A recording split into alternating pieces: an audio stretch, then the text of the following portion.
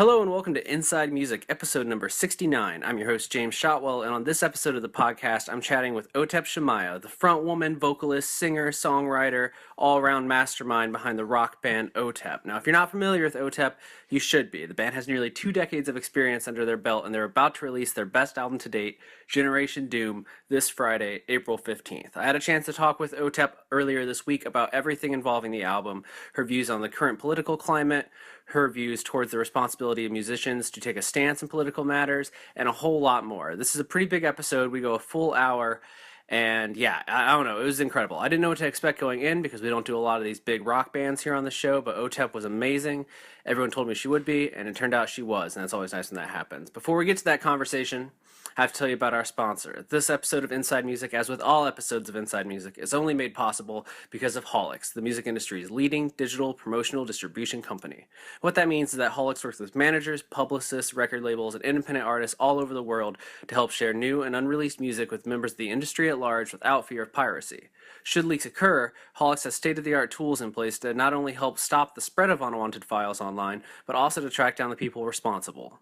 For more information on Holix and access to a free 30-day trial, visit holix.com. That's HAULIX.com. You should also be following the podcast on Twitter. Yes, the podcast has its own Twitter account, @InsideMusicPod. That's @InsideMusicPod. Holix has a Twitter account too. If you're feeling fancy, go ahead and follow both. Now, I've covered everything that's going on in the show today. We have Otep on the show, her new album, Generation Doom, comes out this week on Maypalm Records, and it's fantastic. You should go buy it. Holix is our sponsor. Inside Music Pod on Twitter. And yeah, I think that's everything. I've got to head to the airport. I'm doing a live appearance for Holix this weekend, but I wanted to make sure we got this out before that happened. So kick back, listen to a little bit of Otep, and enjoy the show. I don't give a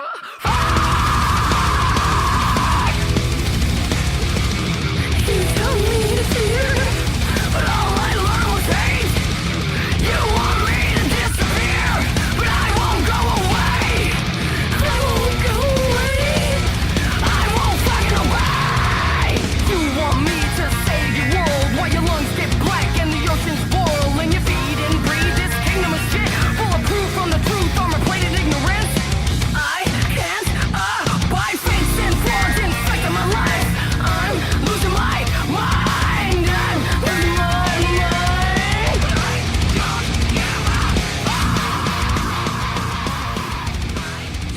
So how are you feeling? We're still a few days out from the record hitting stores. How are you doing so far? Oh man, I don't know if I've been this excited. I don't know, since like the birth of my first godchild.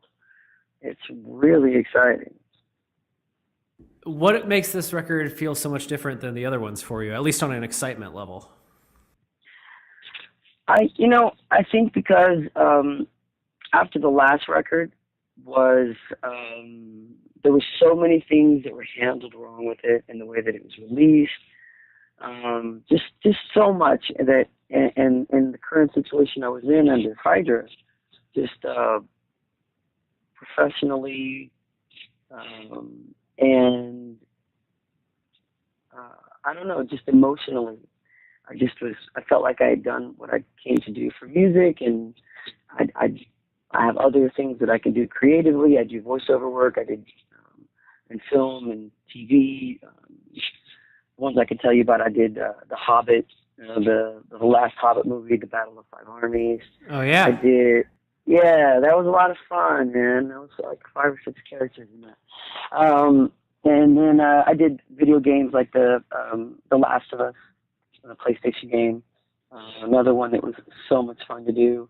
And I focused on writing and book short stories, and we just toured. We were unsigned at the time, so we just went out and toured and had fun, and I guess rediscovered why I wanted to do music in the first place, which is it was just a whim, really. I was a writer before, struggling artist, visual artist, and I just saw a really crappy band play once, and I was like, well, if they can be terrible, I can be at least that terrible.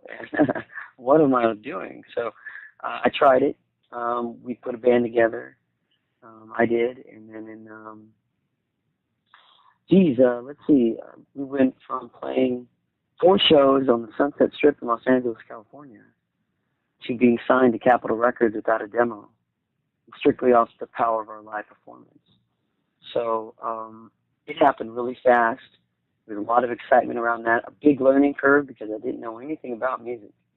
And we went from, say, 50 people in the club, that's a 200-room cap, to playing on Ozfest, which was in front of, 25,000 people.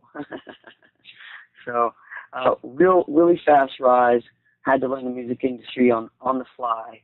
And then we went back out after Hydra, and it felt the same. It was this, this liberated energy. It was free. It was new again. And then, I don't know, I started writing poetry again. I started writing with melodic bits that, I don't know they're melodic until after I write them, because then I reread them and then I can hear it, So it starts out as poetry. That's how I write diaries. That's how I write my personal journals. And really, that's where the songs came from. It came from my personal diaries, personal observations. And then I went, as everything was starting to get good, just for me creatively, I went through a really devastating breakup. And so I did what naturally comes to me. I went back to my book poetry, and I started writing the hurt and the anger and the resentment onto the page. And then that's where songs like In Cold Blood came from. That's where a lot of the other songs on the record came from. And that's when I knew that it was time to write a new album. And it was just really magical. And I got with my guitar player, Aristotle, and we started, formulating songs. And then, I started to see the political climate rising around us, which is just a big joke. And so then that started ending up in my poetry as well, and that ended up a little bit on the record, more of a cultural, cultural observations more than politically driven observations. Yeah. And that's kind of where it came from, and it just was so organic and so beautiful again. It just felt right, and so it felt, it just felt natural and authentic, and that's what really matters to me most about now making art. I've actually seen, I've been trying to follow the reviews for this record. Whenever I get excited about an album myself, I like to see how other critics, think, what other people are thinking about it. And I've seen a lot of people start their reviews by calling you the standard for political thought and rock, or like the reliable political outlet of Otep. Do you think of yourself as a political artist? I don't, because I guess I just assumed naively that everybody cared about things the way that I did. So, whenever I was, I'm like, you mean people don't just watch, political debates for fun? I mean, no, they don't apparently. But nope. Politics for me, I guess, would be the same as sports for a lot of other people. I really enjoy it because I think I enjoy dissecting arguments and dissecting, methods of thinking. And it also matters, even in the smaller levels. I even enjoy the silliness of watching, local and state elections, because those actually impact people more than the national elections, because those are the people who are going to be taking care of our roads and streets and wherever people live. Those are the ones that are really, really matter. So, but I think that it's important that everybody is involved in politics. I've got some family members that are involved in politics one way or the other, and it just was kind of natural for the family. Well, I like that approach, because I'm like you. I feel like politics is one of those things that I think I kind of blindly assume everyone thinks about as well. But then you hear someone call someone like a political activist, and you're like, what does that mean? Don't we all? Like, are you mad? And I'm like, why aren't you? Exactly. Like, what are you trying to say? Do you know what's going on in this country? Like, what is happening? And we suffer and I think I also started getting. Well, first of all, I think that I was always interested in it.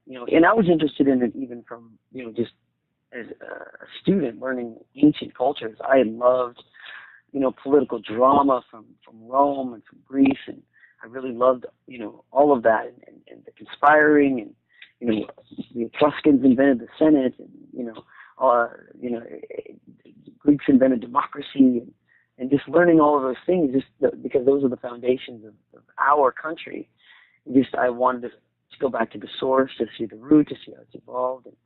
But then when I see people that are complaining about this or this or this, but they take no direct action, I wonder what purpose they think complaining does on the internet, or just in a bar or in a restaurant or over coffee. What do you think complaining does? Why don't you join the voices of people that are actually out on the street, really definitely trying to make a difference? And I think one good thing about this political season is I think that we're learning a lot more about American democracy, and that we're not a true democracy, we're a republic. And that's the difference, that I think a lot of people were sort of, I don't want to say ignorant to, but just didn't know that there was a difference, or even what a republic is, and what a true democracy is, because we're a representative democracy. We are a republic. So for now, that's a big deal with the Republican Party right now, with why they're worried about the convention, because they have this giant orange asshole leading the pack, who doesn't stand for anything really of what the Republican Party standards have, which is, all of it's atrocious to me. But now they're really saying, like, do we want this guy to be our standard bearer? Do we want to lose, our ad buyers? There's a lot of corporations who are worried about, promoting the Republican convention, because of of all these racist, bigoted, sexist, homophobic, xenophobic, insane things that this man has said. And then, and so they may give delegates they may actually appoint someone else that may not have run, or give it to the guy that came in second. And people will say, wait a second, I voted for the guy in first, but that's not the rules of the convention. Now we're learning more about it. So it's almost as much of a catastrophe as it seems. This is a really great opportunity, a learning moment in American history for the people, and also apparently for the Trump campaign. Do you feel, as an artist, that you have a responsibility to try to bring people's attention to this kind of stuff, or is that just something that kind of comes naturally to you because of how you are as a person? I think both. I mean, I think if you look back through history, as much as people don't, a lot of people don't want to give artists the credit for it. Artists have always driven the public with regards to social movements, or at least enlighten them on social movements when the news media has failed to cover it, when people try to escape into music or art to get away from it. I mean, if you can go, the first thing that comes to mind, again, I'm sorry, we're on tour, so I've got tour brain, but the first thing that comes to mind really is the poem Strange Fruit, which is written about the lynchings that were occurring in the South during the 50s and 60s. And that was written by a Jewish man, which has been covered. I think it was actually written earlier than that, because Billie Holiday covered it. So then and she sang about it, and of course here she was trying to fight, segregation, equal rights for African Americans in this country, and she was accepted into white culture, and then she sings a song about lynchings and strange fruit hanging from the poplar trees.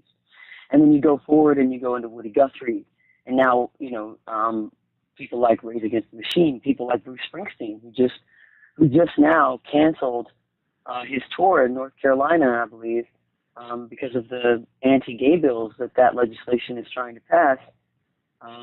And that's a thing, because not only does it takes jobs away from the state, it takes away the excitement of for the people of this artist coming, and so it makes them say, well, this now affects me directly, where I didn't think it would. It was only affecting this other group that I don't care about, but now it's affecting me because my favorite artist won't come play our state anymore, and people are ashamed, people are angry, people are standing up for that. So I'm I'm not a, I admire Bruce Springsteen. He doesn't have to care about us. He doesn't have to care about gay and lesbians. He doesn't have to care about people that, he's a legend, and he's made his career, and yet he's still taking stands on things that mean something to him. Fairness, justice for those that are being bullied and mistreated in America. We're American citizens, and yet he's taken this opportunity to take a real stand against discrimination and bigotry in this country. And so you see the power of art right there happening. Even in Georgia, the cast of The Walking Dead, when the legislation was trying to pass another anti-gay bill, the crew of The Walking Dead, the cast and crew, said they would walk off the set.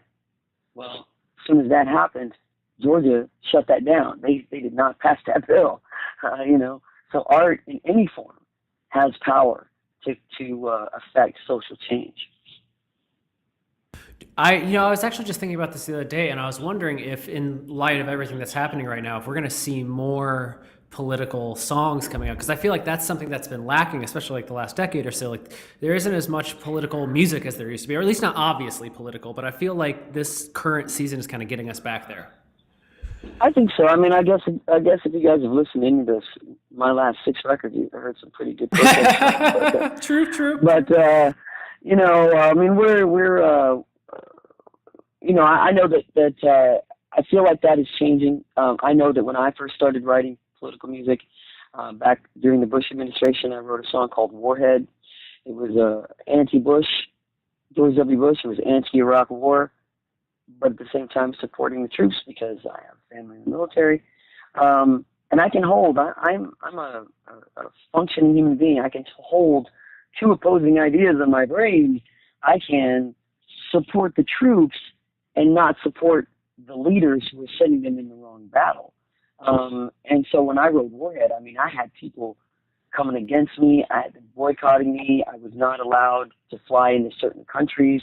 And I even had other artists telling me, like, what are you doing? You're sabotaging your career. You shouldn't write polarizing music like this. I'm like, I said, are you kidding? And do you not understand what is about to happen? And who is at stake? The lives are at stake, not only our soldiers, but innocent people that we're about to invade. And there's this sort of double circumstance that happens. Not only are we sending troops into a country where people will be killed, but our troops have to kill those people. That changes a person. I've seen it. I've spoken to our soldiers. They give me their medals. And that's the most humbling experience. I have them. I bring them on every tour. I have them on my jackets. I wear them around when I'm home. They never leave me. These are men and women who have fought in combat and have got certified kills. And they come and they give me their medals and they say, thank you for supporting us. Thank you for speaking out when no one else would. We sign paperwork. We're not allowed to speak out against the war. We're not without getting into huge amounts of trouble. We just want to do our jobs. We love this country. We're going to do our job. We're going to do the best we can. And then we're re-enlisting because our brothers and friends and sisters and, our buddies are over there still, and we got to go back to protect them. And I remember, I've told this story before, and it never ceases to touch me, but I remember meeting this one young guy and good-looking dude, athletic, tall, big guy. He comes through the line and he said, I was lost and I didn't know what I was going to do with my life. And then, I listened to your music and it was so, it was about getting involved and being a part of the solution and fighting for what we believe in. And so, I was on the brink of serious depression. I thought about killing myself. And then, I decided I'm going to join the Marines. That's how I can contribute. So he joined the Marine Corps. He came back. He's all shorn up, head shaved, looking good, Semper Fi. Came through the merch line and the meet and greet line, gave me his medal, gave it to me. I saw my jacket, wear it right now. Wow. Came back through a couple of years later, he'd been injured in an IED attack. Couldn't stand up anymore. He stood up out of his chair. He told me, this is the straightest I've been since I've been home. One arm he can't use anymore. He stood up, leaned over to me, grabbed me as hard as he could. We took that photo. And that young man, because of some old man's decision, went over to a country, fought bravely, fought for our values, everything that he was told, and got injured. And now, for the rest of his life, that's his reality. And that's why me writing a political song is nothing. There's no fear in that. Those men and women who sign up, who go to fight for our country every day, who are away from their families for long periods of time, that's devotion. That's what facing fear is like. That's what facing loneliness and hopelessness and all that's like. Courage, bravery, heroes. We shouldn't be paying NFL and NBA players millions and millions of dollars. We should be paying our soldiers that. Those guys are the real heroes. Those men and women who are fighting over there. And still for 15 years now, still fighting those wars. They should be the ones that are plastered everywhere. We should be wearing their numbers, because those are the men and women who deserve it. I'm just writing songs, man. No, I see what you're saying, and I'm happy to hear you say that. I feel like there's something very trendy about, putting out we support the troops, or maybe playing a few shows for the troops, but to carry the torch beyond like the basic expectations of doing something like that, I think is a lot rarer. And I'm sure you see that firsthand, because you're in the rock world even more so than I am, where you see other bands that ride those. No, I mean, essentially after I wrote Warhead, and then people saw how people responded to that, and like we may have lost a few fans, but we gained a bunch more. Suddenly, all those bands that were telling me not to write political music suddenly had like photos of the Statue of Liberty and planes, and like all of a sudden they were picking up political because they thought it was trendy. And I'm never one to. You can look back at my catalog. I'm not one normally to follow trends. It's just not. That's not how my creative process works. For me, it's about following my instincts and what drives me and what inspires me. Coming back to the record a little bit. Mm-hmm. Sure. I was curious, why Maypalm this time around? Because I honestly, knowing how the last few records went leading up to this, I didn't know. I know bands that do the victory run and then they're like, we're fucking done with labels. So what made Napalm like make you come back around to the label world? Yeah, that's a good question. Well, I was dead set on never going back to another label in my life. I had that thought. Yep, I did. And I mean, it's hard when you deal with people who are in a business but don't understand it, because they don't understand what drives it, which is fans. And I am interconnected with my fans, I think, more than any other artist I've ever met. And I know there's some artists out there that have some really, really passionate fans, but and that's great. But I love my connection with our fans. I really, really love it. And I was, really disappointed how many times that I spoke to executives and things, and they were just, it was a castaway. Oh, the fans. That's not what we're talking about. Genre, we're speaking. They spoke in formats and things that didn't really make any sense to me. And so once we were liberated, like I said, we were free for 2 years, pretty much. 2 years free of labels, free of anybody trying to tell me you're too heavy to get on this festival, you're not heavy enough to get on this festival, you're too politically polarizing for these people, and you're outwardly gay and nobody wants any part of that. And that's and also just the gender thing. I mean, that's a real issue. People we talk about it in other businesses, but that's a real issue in music, especially rock music, and aggressive, and even more so in aggressive rock music. Look at any festival. Look at any of the past festivals from the past 5 years. How many female-fronted bands have been on any of those festivals? Not just mine.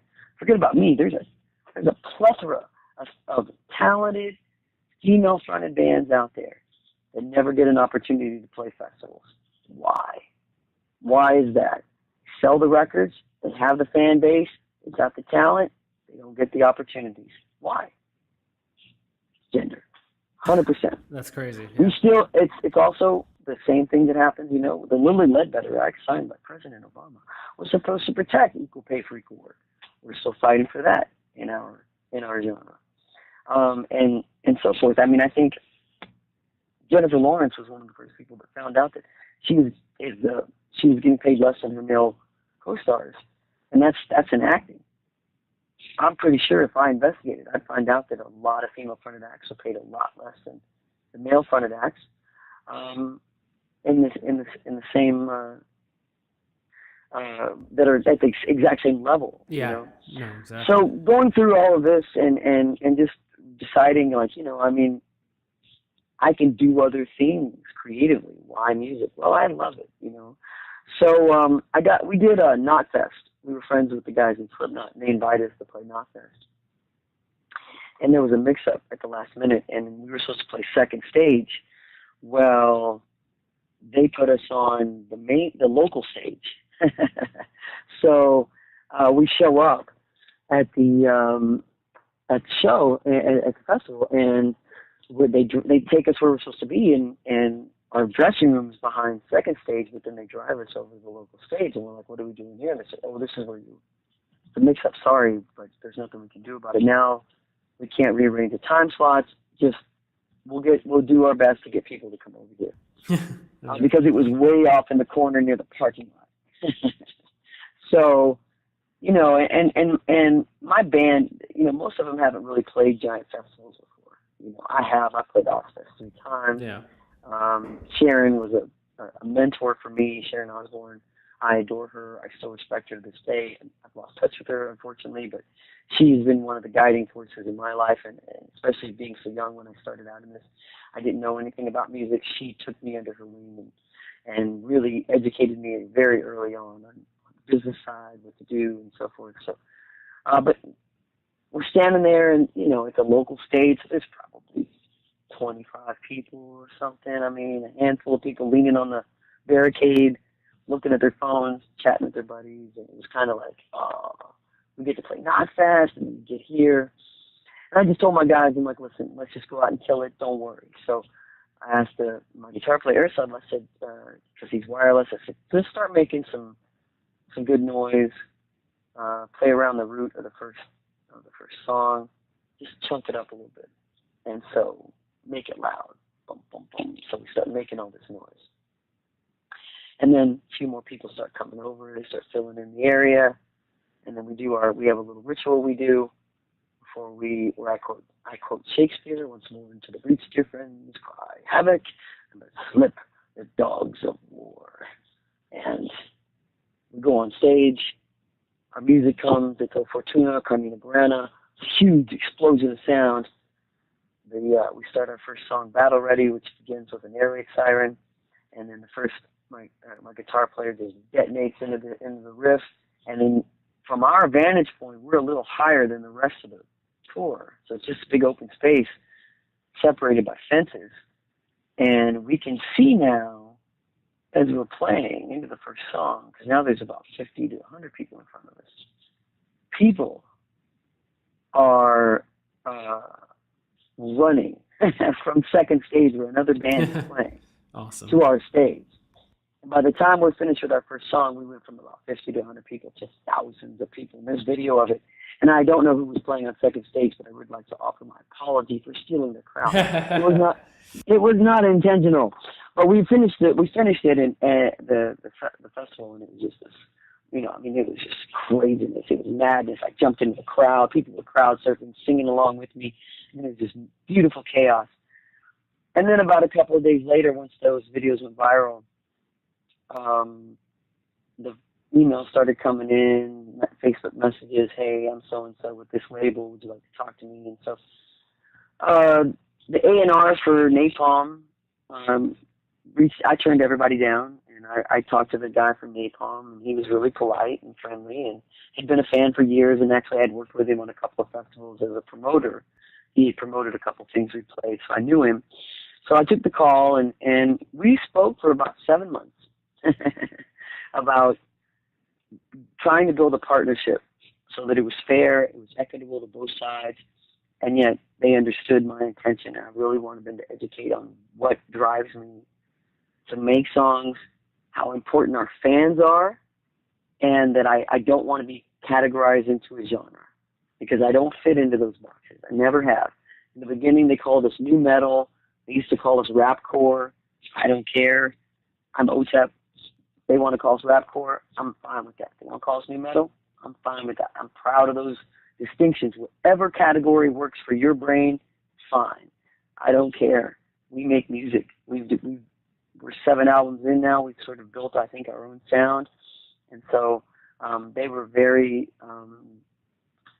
understanding about that position that I have about not being classified in a genre and allow me to create the songs I wanted to create. And I think this album shows the diversity of that and just how many heads on the hydra that creatively that I have and that I'm interested in. So we wrote whatever songs came to mind and that became Generation Doom.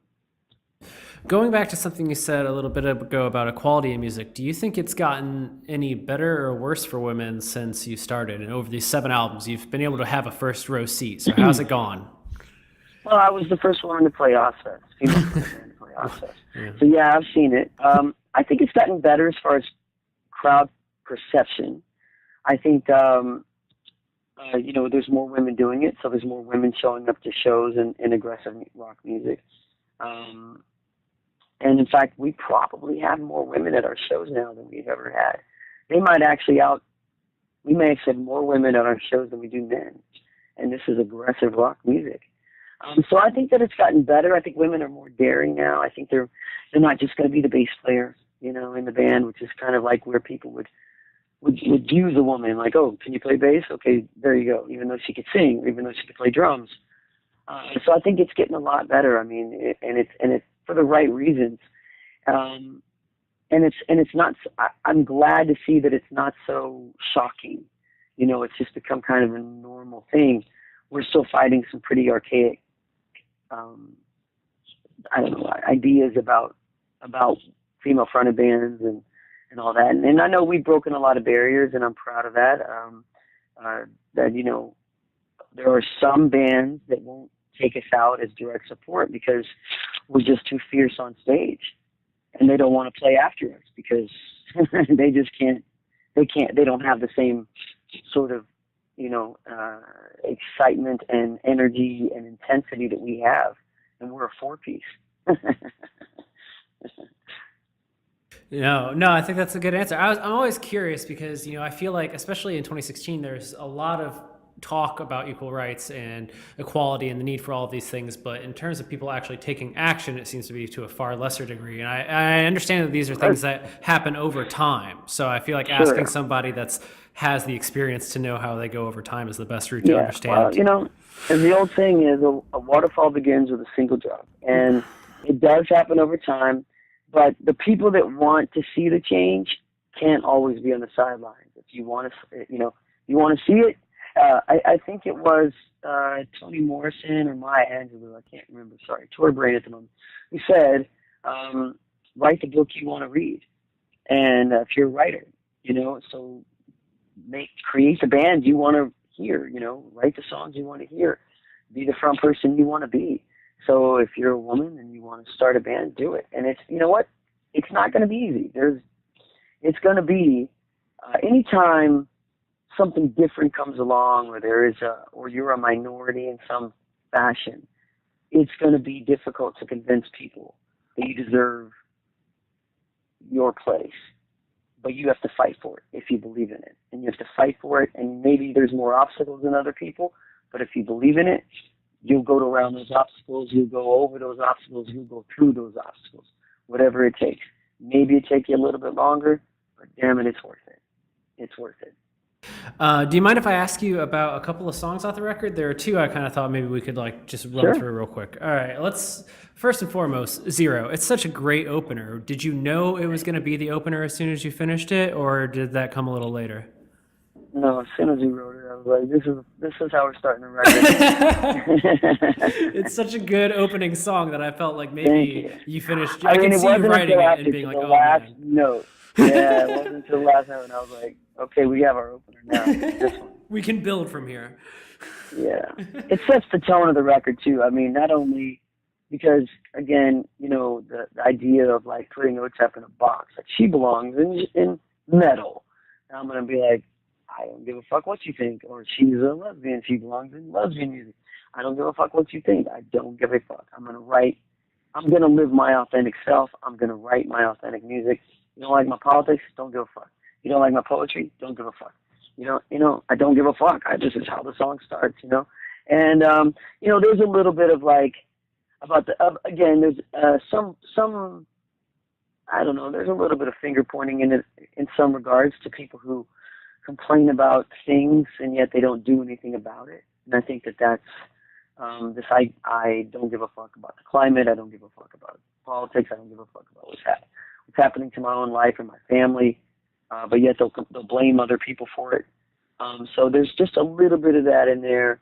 And but the overall, it started out as a song for me to just be like, you know what do you think of me? You're going to judge me how I'm living? That's a line out of the song. Judge me how I'm living? Zero fucks given. I like that. No, I like that. I mean, it does set up the album in this way where you're like, okay, so this is where we're going. Like, this is what we're going to do for the next hour. Yep. Thank you. And then my favorite song on the record is God is a Gun. So I thought maybe you could give me some insight into the story behind that track. Well, I think Sandy Hook had a big impact on writing that song. And not to disparage anyone's religious beliefs, but you know, I might have to a little bit because there are a lot of times, and I know that religion gives comfort to people who have had great loss. I have had great loss in my life. Mm-hmm. I've lost family members who have overdosed on my birthday when I was a child. My grandmother drank herself to death. My brother died. He was in the Navy. While I was on tour. I've had great loss. So I understand that panic of like, well, where are they now? Are they safe? What happened to them? They were here, now they're not here. What happened? And then to think that they're someplace safe in a loving, eternal place is so comforting, and I hope it exists. Yeah. I really do. You know, I do. And I don't want to take that away from anybody. I don't. But what I also don't want to happen is that if we are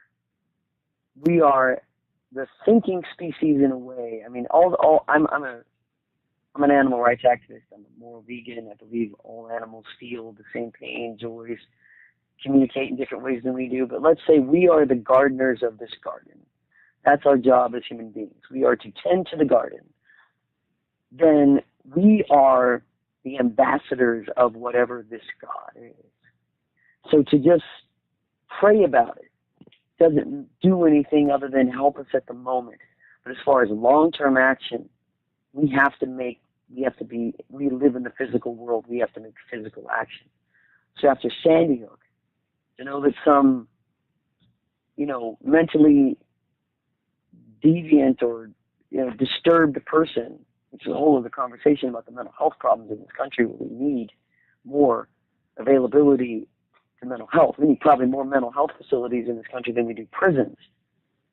But to know that someone can get a gun, walk into a school, murder children, and just destroy their little tiny bodies, and yet there was no huge action taken in this country. People cried about it and prayed. To have that happen again and again and again, mass shootings, and then we don't do anything about it. But yet if that was a Muslim, or if that was someone that wasn't a white kid that we could say, oh, he's just crazy. If it was someone else, direct action would be taken against the community, against Muslims, against black people, against a gay person. If it was whoever, they would have done something instead of just prayed it away. So there's lines in the song where it's attacking organized religion. The leaders of the religion, I think, the parishioners pretty much follow whatever the leaders of those religions say. The leaders of those churches, the leaders of organized religion, should have gotten involved. and should have said, we need direct action. We need to take direct action against the availability of gun manufacture of guns in this country. I'm not trying to say, listen, I'm a Second Amendment advocate. It says regulated militia. Regulation means laws. There should be laws that we are protecting our citizens against other people. When people think others, they don't think people that look like them. When you say that, and if we go back to politics for a second, that dreaded them or the dreaded other that's been used in politics for decades in this country, it's never someone that looks like whoever we're talking to. If you're talking to white people, it's not a white person that you're talking about. Not now. Maybe back when they made distinctions between Germans and Irish and Scottish and English. We don't make those distinctions anymore. So if you're just talking the others or the them, they're coming to your neighborhoods. They're coming for your, they have the guns, and that's why you need to protect your family. Well, most gun accidents happen in the home with people you know.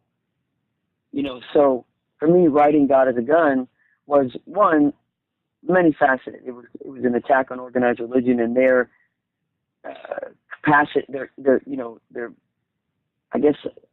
inaction to take a position on what is happening in this country and why it was okay to them to just pray about that. Okay, that should be part of it. Yes, the grieving process. Yes, pray for those little souls.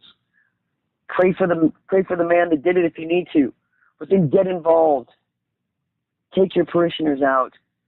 Talk to people. We're smart people, or we have smart people in this country that could make it more difficult for someone that has a mentally challenged person in their home, and whether or not guns should be available in that home or not.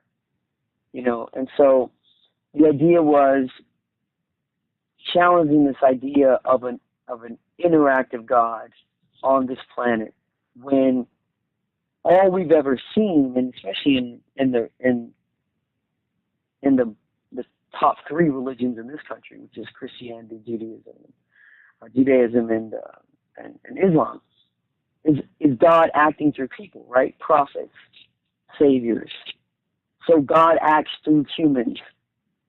A hand doesn't come out of the sky and smashes people down, puts a gun out of someone's hand.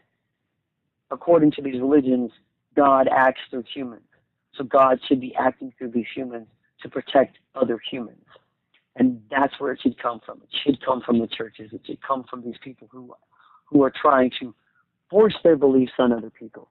And if I may rant just a little bit off topic. Of course. When people say, right now we have 3 states in this country that are trying to pass anti-gay legislation because they're worried about their religious choices in this country are being dissolved. Well, religion is a choice. You choose to believe in those stories, in that book. You choose it. Being gay is not a choice. Being born blonde is not a choice. Being born white or black or Asian or whatever is not a choice. Green eyes, not a choice. Freckles, not a choice. Your height, not a choice. Your accent, wherever you're born, not a choice. Being gay is not a choice. Religion is a choice. So when they're worried about their religion, their choice of religion being violated because people are just being who they are, then where does that end? And why are they able to pick and choose passages out of the Bible that only suits them? Because in Leviticus, where they pull this from, it's just, and I don't know why people don't who is Leviticus? Let's research who this man was and what he did, how he lived with his life, and would we agree with him? Was he just some homeless guy scrawling stuff on the ground, and then somehow it made it into some papers because he got a following? Or, because basically he said shellfish, eating shrimp, eating lobster, eating crab, an abomination to God. So basically the entire state of Louisiana is an abomination to God because, gumbo is an abomination. People in Maine with their lobsters, abomination to God. Wearing multi-fabric clothing, cotton, polyester. Everyone in this country are abominations to God. Men cutting their hair, cutting their beards, abomination to God.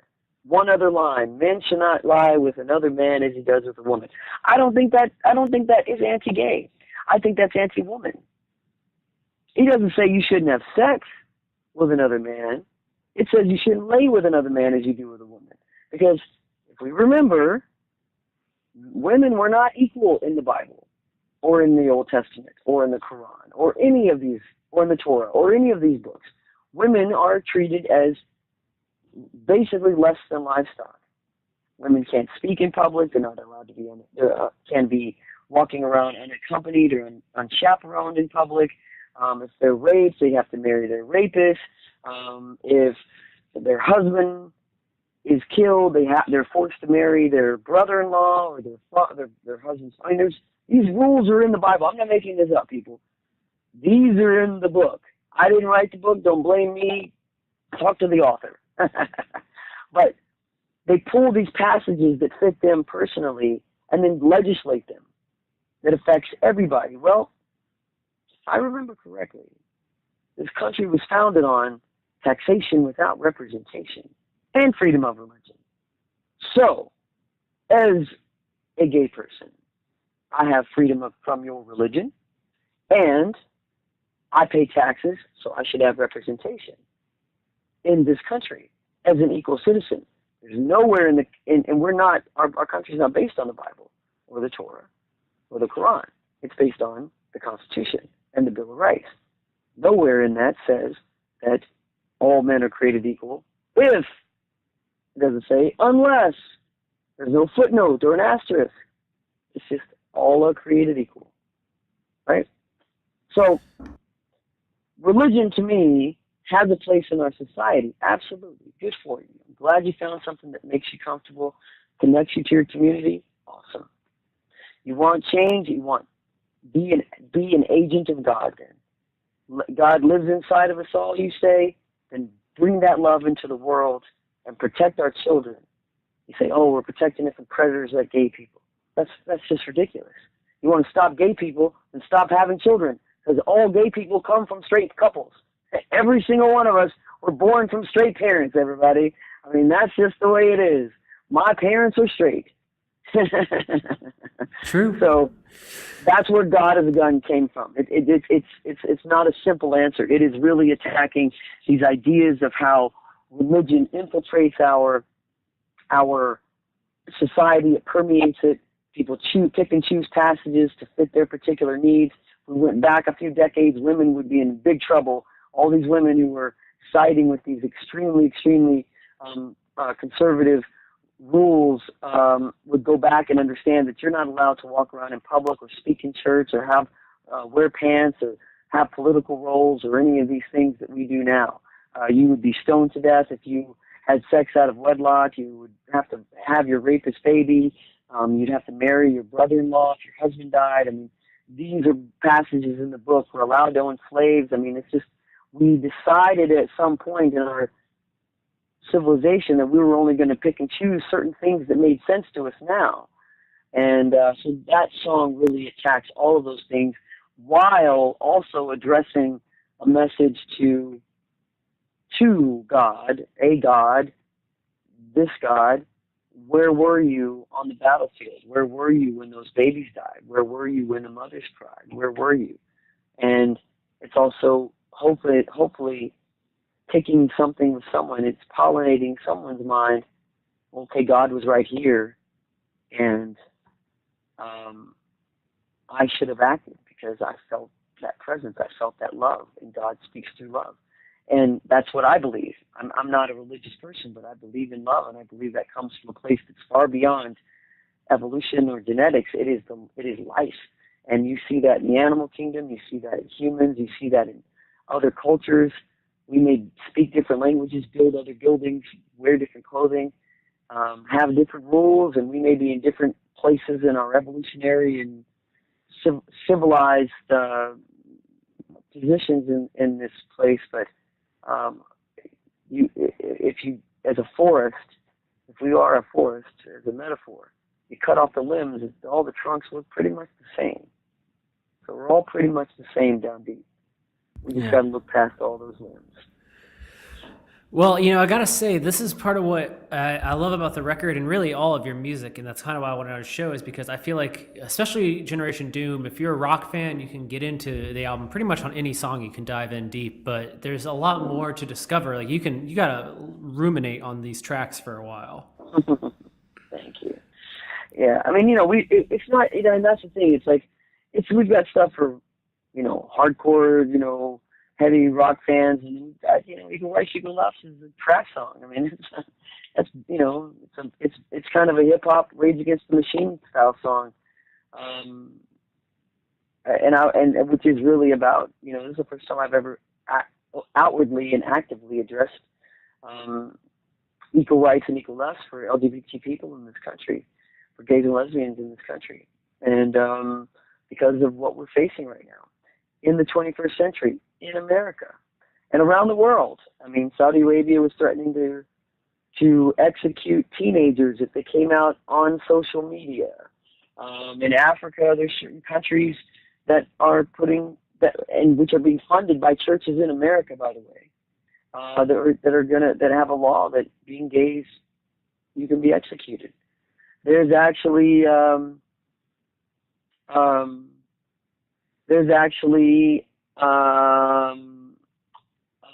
minister right now, an evangelist, who has a huge congregation, and the thousands and thousands and thousands, who 5 Republican candidates spoke at his church to get the votes of his congregation, who said, before those politicians came out to give their speeches, he said on stage, you can go back, you can look at, they covered it on MSNBC, Rachel Maddow was wonderful, I love her, she's a hero, who she was the first one to cover it, who this man, who is a minister, who says that Jesus is his Lord and Savior.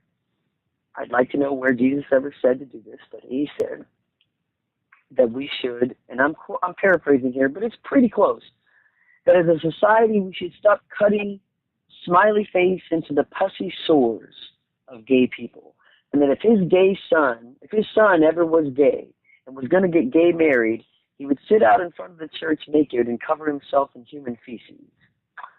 He also said that he is actively lobbying, which means he's taking money from his congregation, from his church, large donations, giving it to candidates who are in office, lobbying them to put forth bills that would make it illegal to be gay in this country, and the punishment for being gay in this country would be the death penalty.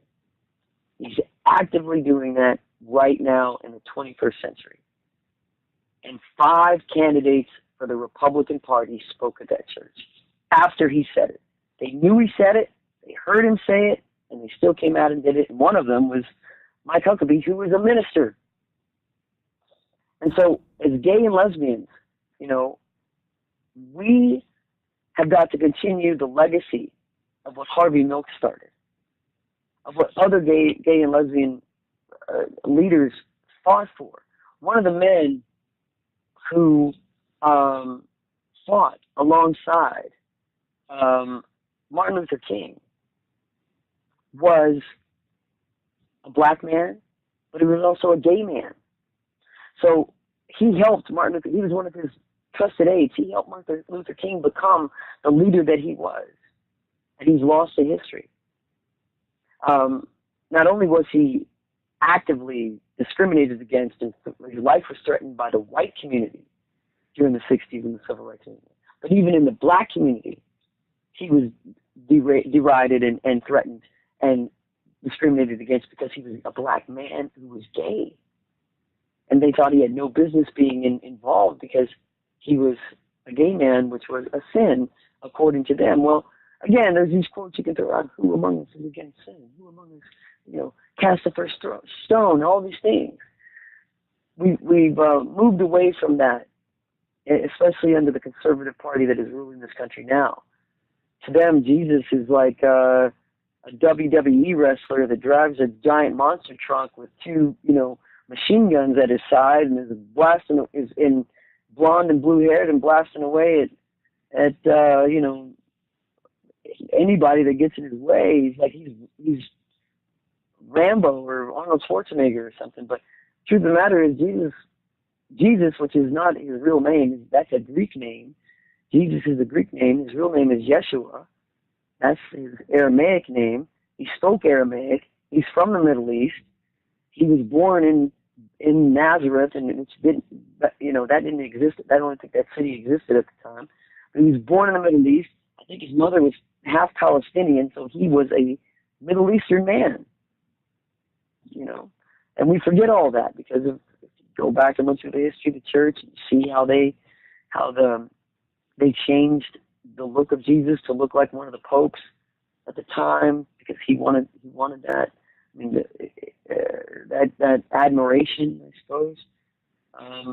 Earliest depictions of Jesus were a young beardless man who almost looked, with curly, almost like an afro. I mean, we don't really even know what he looked like. He never wrote anything down, but the things that he did say were about love and peace, and I think that's what we should be striving for in this country, and not trying to continue to divide us based on things we don't like. Because what's next? We don't want two gay people together. Okay, well, we don't want two people that don't have the same IQ together. We don't want two people that are mixed race together. Well, oh, that sounds crazy. Well, that's not too far off. That's only been about 60, 70 years since that's been legal. Barack Obama's, President Obama, his mother and father went through that. He lived through that. And that probably shaped the way that he has become as a man, trying to bring sides together. And so all of these things are evident on the album. And again, from more of a cultural perspective than, sort of a get up, get out of your seat and fight. These are more about my own personal observations and experiences in the past 3 years. With so much for people to kind of break down and dive into and dig and tear apart in this record, what do you hope, like I don't want to say like average, because that seems like I'm kind of selling people short, but what do you hope like the general consumer gets out of the record? Some of that maybe is hearing this Otep record for the first time. What do you hope is like the one thing that is clear to them when they listen to this album? So I hope they like, I guess the first and foremost, I hope they think that it rocks. Like good first choice. Yeah, like, oh, this rocks. And then when they dive a little deeper, it's like you jump in the water and like, oh, the water's great. And then you dive a little deeper, you're like, whoa, it's really beautiful down here. Whoa, look at all the life and the coral. Oh, let's go a little deeper. Whoa, look at all these strange life forms coming at me that I didn't know existed. And so hopefully the deeper they dive, the more they discover and the more fascinated and I maybe, some of the things that we talk about, or sometimes I like to use universal language so that it's available to everybody. It'll have some form of awakening in them, because that's the kind of art I like. I like to look at something and go, well, that is a beautiful painting. And then I'll look at I'll look at it a little bit deeper, and then I'll see a brush stroke, or I'll see something in the background I didn't notice before, or I'll reread a poem, and the first time I read it, I'm like, wow, that was really beautiful. And then I'll reread it again, and I'll find a different meaning in it than I meant before. So really, first and foremost, I hope it fucking rocks their face off, and they enjoy it, and they blast it in their cars or at their homes and in their iPods or in their earbuds, and just like rocking out to it. And then once they get a little more accustomed, they start to hear the lyrics, and once they start to get to know, the album, the songs a little more, I hope they find the depth that they want in it. I think that's a good answer.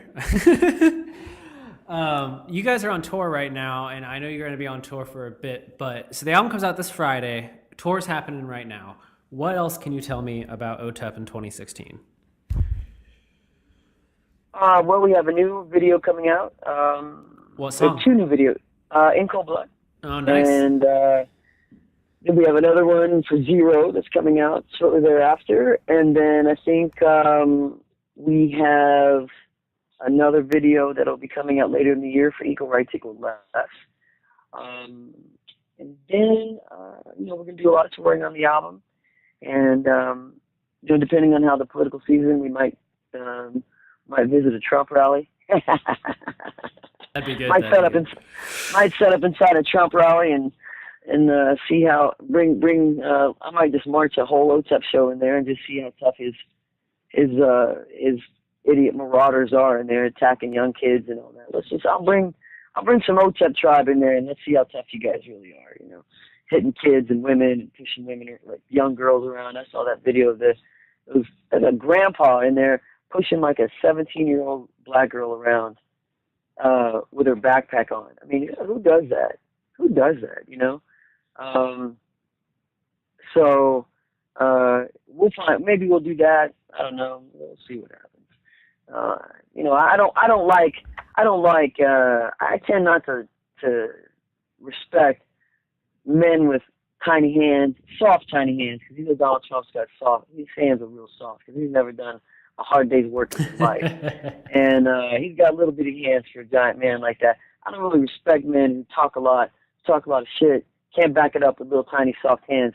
So it'd be nice to. I would love to get in a fight club with him. I would love that. We could donate all the money to the troops.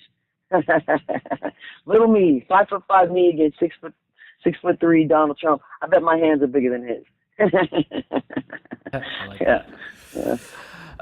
So if people want to keep up with you, I don't want to use up too much of your day. I know you've given me like an hour already.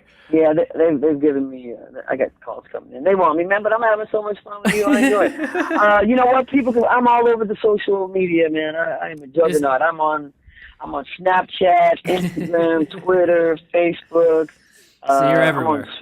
I'm on Swarm, which is a check-in service. I'm everywhere. Yeah, we're going to start doing some live streams on our Facebook, and all of them are Otep Official. Great, so if anybody wants to find us, it's Otep Official on Facebook, Twitter, Snapchat, Instagram, Otep Official.